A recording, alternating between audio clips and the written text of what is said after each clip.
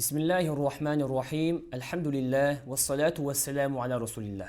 Эгерде сиз уулуңуздун жаштайынан эле каар болушун кааласаңыз, анда бул нерселерге көңүл буруңуз. Бул туурасында сүйүктүү пайгамбарыбыз саллаллаху алейхи ва саллям өзүнүн берекелүү хадисинде мындай деген: "Хифзул гулами сагир кан нақши фил хаjar." Жаш баланын бир нерсени жаттоосу бул ташка тамга баскандай дейт. Хадистин уланысында келет: "Ва хифзур раджул ба'да ма якбар кал китаб алал ма." Ал эми адам жашы өткөндөн кийин жаттоосу суунун үстүнө жазгандай дейт. Бухари рахматуллаху алейхи риваят кылган хадисте келет: "Ман тааллама ал-Кур'ан ва хува фатийю син халаталлаху билахмихи ва дамихи." Кимде-ким Кур'ан-ы Каримди жаш мезгилинен баштап үйрөнүп баштаса, Аллах Таала анын эти менен канына чейин сиңирип берет дейт.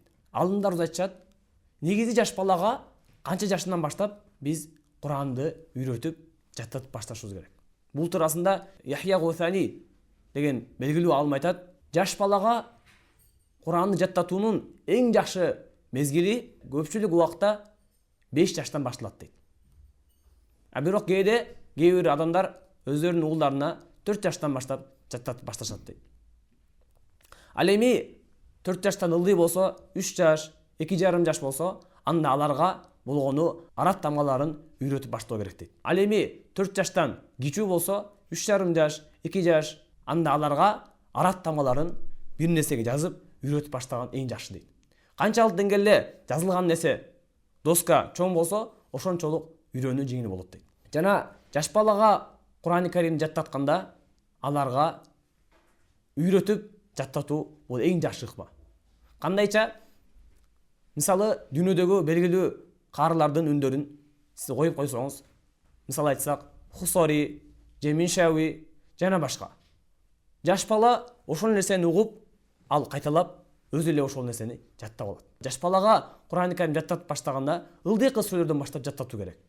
Ихлас сүрөсү, Фалак нас, ушинтип аз-аздан күнөөнө жок дегенде бир сүрөнү коюп койсоңуз, ал жаш балага эле эмес, сиздин уулуңузга эле эмес, балким үйдөгү адамдардын бардыгына ошол нерсени жаттап эске тутууга жардам берет.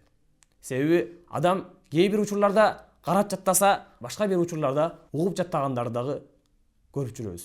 Жана өзүңүздүн уулуңузга же кызыңызга Кур'ан-ы Каримди жеңил үйрөтүүнүн жолу бул ортого бир нерсени коюп туруп, же бир кайсы бир белек Кур'ан жаттасаң, анан ушуну берем. Же Кур'ан жаттасаң, андан оюнга чыгасың деген сыяктуу бир сунуштар болсо өтө жакшы болот. Жана балаңыз дагы ошол нерсеге жетүү үчүн бала дагы Кур'ан-ы Каримди жаттап баштайт. Жана бул туурасында өтө көптөн окуялар келген. Ошондуктан сиз дагы уулуңуздун жаштыгынан баштап эле каары болушун кааласаңыз, анда ага жаштыгынан баштап Куранды жаттатуу бул эң жакшы нерсе. Көптөгөн алымдарды жана көптөгөн каарыларды угуп жүрөбүз. Алар жаштыгынан баштап эле Кур'ан-ы Каримди жатташкан. Кээ бирлер 6 жашында, 5 жашында, 4 жашында, 10 жашка чейин көптөгөн алымдар 10 жашына чейин эле каар болушкан. Анын бардыгынын себеби бул ата-эненин мээнети. Аллах Таала баарыбызга Кур'ан-ы Каримди сүйүп, ага амал кылып, жана бүткүл адамга Куранды жаюуга мүмкүнчүлүк берсин.